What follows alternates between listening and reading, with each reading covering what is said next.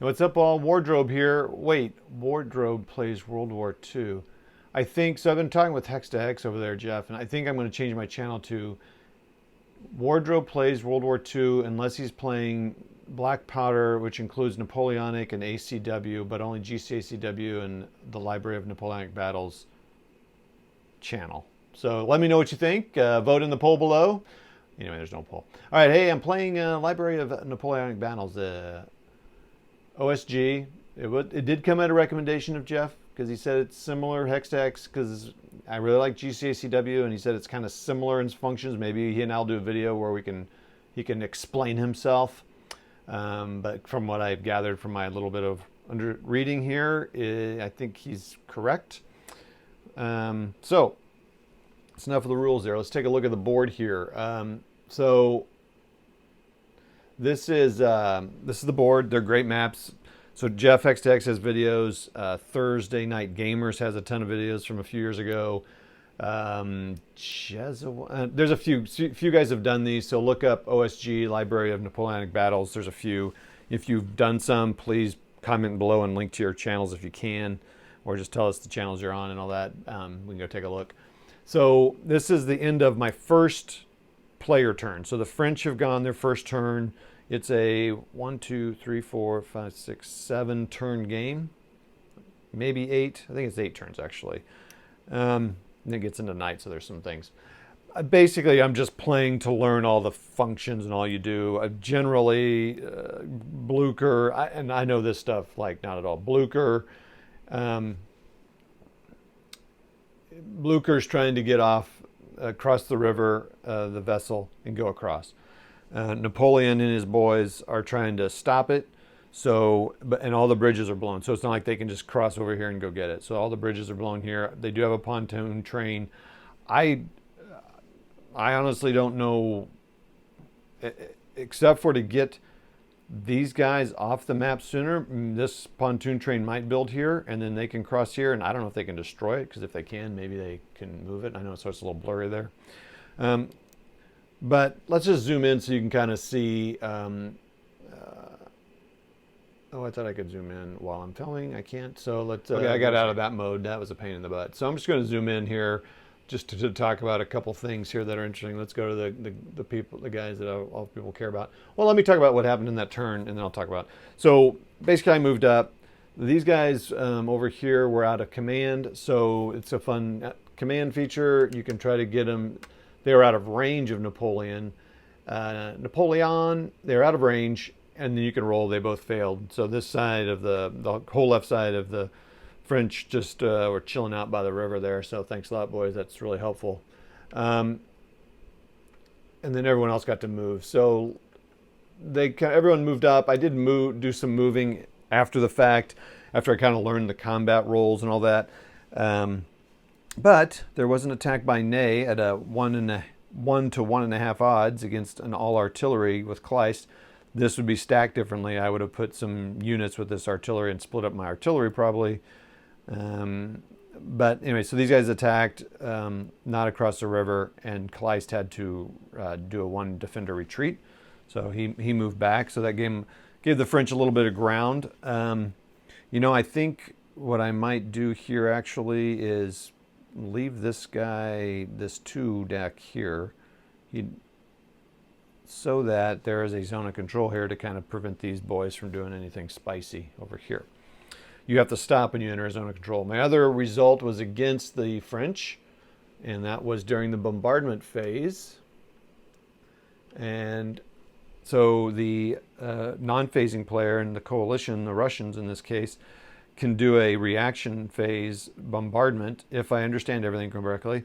And they fired on this little light cavalry unit here of Merlin. I didn't know this was a magical game, but it is. Merlin's there, and he's got magical powers. Anyway, the magical artillery hit him here, and he had a defender retreat. So that was kind of cool, just to get a result.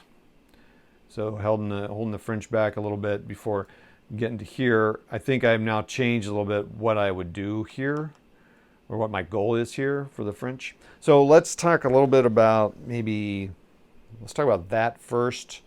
So the French need to get across this swampy river here. I can zoom out here. They kind of need to get across here, and they need to get across here. And if I look at, let's see what the river, how they can, if it's not frozen, it's March. Can they cross a river? For a river lake, it's prohibited. You may only cross at a bridge, which explains why they destroy all the bridges and stuff. Okay, so I didn't know if they could possibly do that. So, and you can't really move in here anyway because the marsh is for movement. I don't know what the movement is. It's a lot. So it's really just to get up here and pressure. And there is a bridge here, so I'll probably need to defend that as the Prussians. Anyway, I think just keep pushing up here and maybe block out here, kind of move around here because it's open terrain, no swamp. And I would like as the French to get up here. Jeff was talking about when he played it, he got past here and kind of forced these Russians to, do some things here that kind of called their initiative and called their bluff there. And yeah, because you need to get across this river so that you can start attacking over here. So that's really the goal.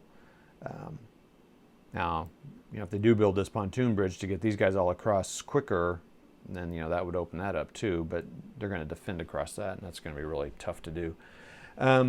So at some point we'll go over kind of the sequence of play and all that stuff, but here's some things that are kind of so the cool things. The artillery can do a counterattack. It's probably very normal in these kind of games. It's kind of new to me. So they kind of bombard as they see the troops moving around, which is cool. There's a counter battery fire, which is a neat concept. So basically, any artillery within the target hex, subtract the how much impact the artillery firing at it has. We'll go through all this at some point in detail. There are reasons to do combined arms attacks. It helps. Having a leader can help you advance more than normal. Not more, but more units can advance. So that's good. You don't really want to leave artillery necessarily alone. Like these artillery could not retreat. So that's a cool thing. If cavalry can have a retreat. So cavalry can retreat, so can horse-drawn artillery, but they need to be with someone else. To kind of defend them as they're retreating is how I see that. Well, these guys were just artillery, so they couldn't. So there are reasons to, I may do this differently next time. But it's, again, just this is how you learn it. So there's something with supply. I don't have that quite figured out. It is kind of cool. So you have to count hexes to your supply train. This goes down to supply source, which they don't define the supply source. And these guys are all within that. So Russians are actually in command. I thought they were going to be out of command, but I put him up here, and so that worked. So there's that. There's something called a forward line in the supply. I have no idea. Didn't understand that. Cavalry charge. So you can do a charge. So there's a reason to hold off your cavalry. So you hold off cavalry here, and then they can move through during the attacking phase and do a cavalry charge. And so that's kind of cool. You can repulse units, which I think is kind of like almost like an overrun attack. So there's that. So supply got to work out. So this is a game that's taken from what they call a quad. It's kind of a quad game. OSG is the operational studies group, and they do usually about 4 to 5 battles in a box. And so this is all Napoleon's retreat games.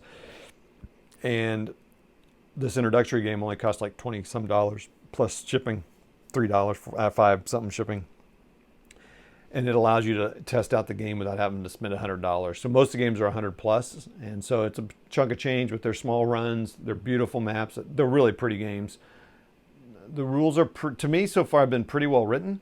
There's a few things that I feel like could be maybe defined a little better, or maybe I just haven't understood it yet, which is very likely. But there are some things with the intro game that could be better. Like they talk about weather, but they don't really talk about what it is on the 4th of March, how to start it, what it starts as. I went back and forth, and Jeff convinced me, and he's right. Just do clear weather, because it's just easier. And as you're learning the game, then you can put fog and snow and do all that stuff, which kind of slows you up. You do roll for weather you roll for weather like every couple hours. Each turn's an hour. This game goes from 12 p.m. to 8 p.m. So anyway. so there's a few things that, so basically what they've done is they took like, okay, let's take this map, we'll take this map, one counter sheet from the box, and well, I don't know if that's how it worked. And so I'm going to have extra units that I'll probably never use because they were supplied with the game. They don't have all the counters they need, like the blown bridges, but that's easy. You just mark them on the map that they're blown. That's not too big a deal. I do wonder if there are bombard markers, because you need to know if someone's bombarded. If they bombarded during the reaction step, they can't combat. You know, if they retreated, if there's some retreat markers. So there's some things that I think would be kind of cool to have. They may come in the full games. I don't know. Anyway, what's interesting is just after this first turn, talking to Jeff, it's like you do need to kind of figure out, like, you know, you're going to have to set up a battle. And it's cool. It's like, well, this is an hour turn. Think how long it takes to move these guys. I don't have the hex size here handy, but you know, it's going to take 2 or 3 hours to set up this battle. Get the guys in here, surround them, find an open gap for artillery to fire, and then try to take this town of St. Giles, or Gilet or whatever, and to get this map, to get this bridge. So it's going to take some thinking about how to maneuver around, and also I want to keep Napoleon kind of out of line of sight of the enemy, because I think it's the 4 o'clock turn. So these guys can't move all off the map, because I was like, well, can't they just move off? And then Jeff reminded me there's a rule. At 4 o'clock, there can be a general retreat rule, which I think generally means they can just get off the map. Oh, there's road marching, there's other stuff. So, but if they see Napoleon, then, you know, like everyone probably freaks out, sends messengers like, let's get out, and then they can retreat. So I kind of want to wait, because I want to keep these guys on the map. Otherwise, you know, I think they get victory points for all the units they get off the map. So, you know, anyway, so, and last thing, and I'll leave it. I know this is kind of gone. I'm just kind of trying to think of all the cool stuff about it. Although it is a little weird, and I'm not really clear why they did this, if I'm understanding everything. So the bombardment table is, you know, I don't know, let's just do 4 or 5. And so what is worse, actually? Suppression units suffer the demoralization in the combat step. 2R. Okay, so reduce 2 combat units. Yeah, so high rolls on bombardment are good in the attacker side. And then let's look here. Yeah, I mean, low rolls are good on the combat results table. Not clear why you would do that. And then you can see the effects on this roll. So that's just kind of interesting. I don't know why. It's an interesting choice. Being interesting to know. Talk to the guy that designed it, why that was. I think that's it. I've rambled on a long time, and now I'm bumping the camera. I wonder if I've been doing that the entire video. I hope not, because this was a long video. So, hey, everybody, thanks, and it's been fun. I'll come back to you probably after the next turn, after the next player turn, after the coalition goes, and just give a report there, and then I'll probably just play it out and then kind of give a final report and thoughts on it. All right, thanks. See ya.